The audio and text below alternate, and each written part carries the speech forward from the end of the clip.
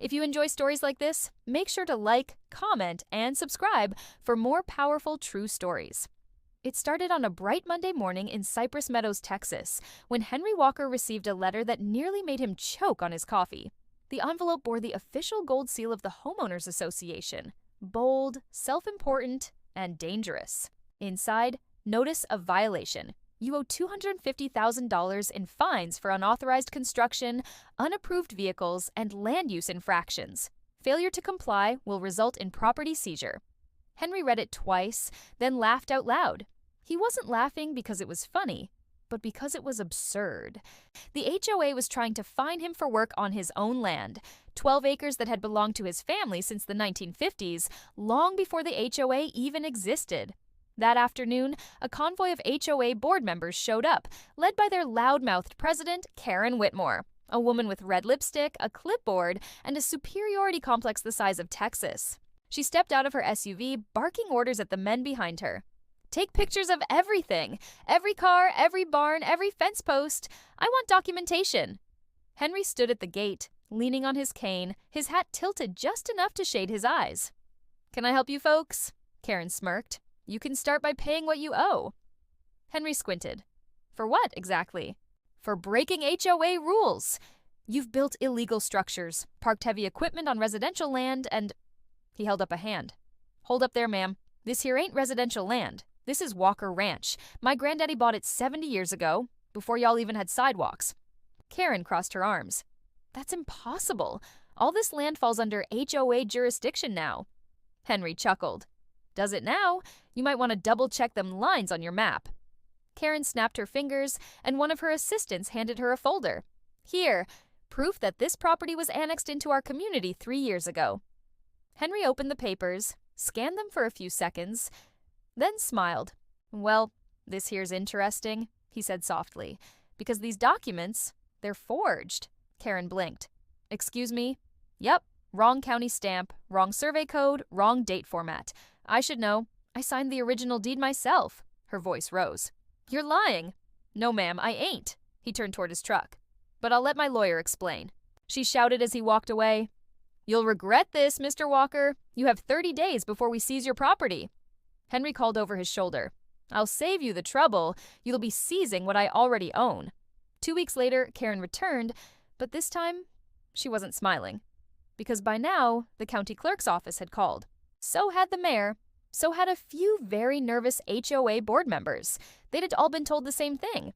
The land they thought belonged to the HOA didn't belong to the HOA at all.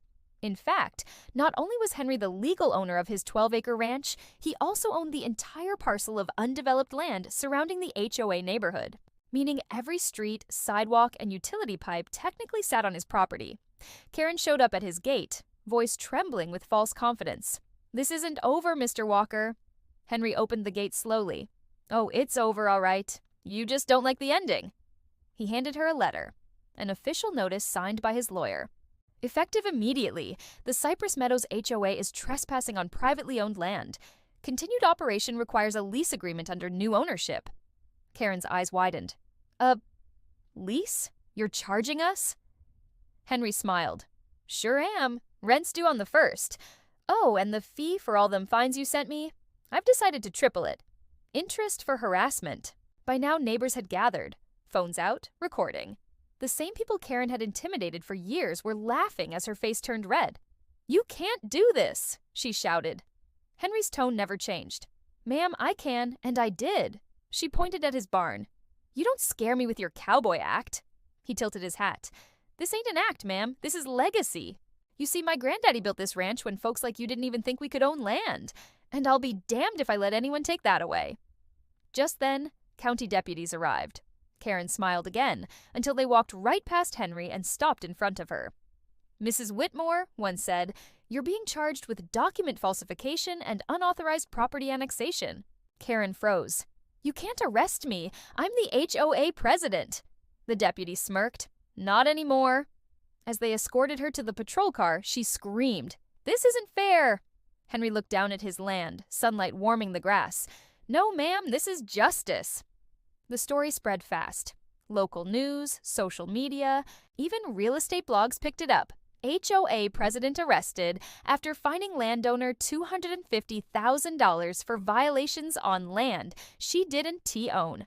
Within a month, the HOA dissolved. The residents voted to form a new community association, one led by actual homeowners, not power-hungry bullies.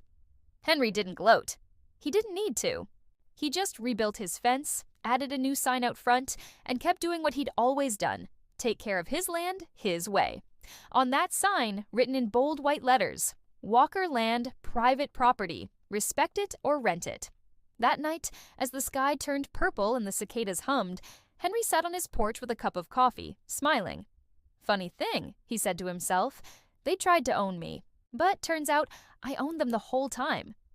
He looked up at the stars, the same ones his father used to point out, and whispered, "We kept it, Dad. We kept the land." Have a wonderful day ahead. If this story touched your heart, please like the video, comment below, and subscribe for more.